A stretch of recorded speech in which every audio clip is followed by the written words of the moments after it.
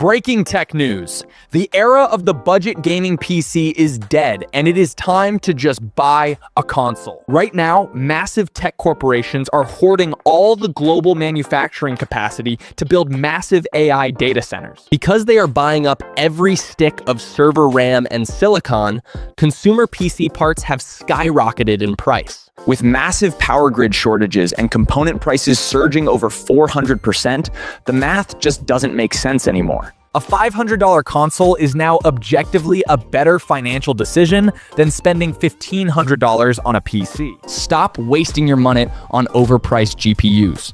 Let me know in the comments exactly why you think I am wrong.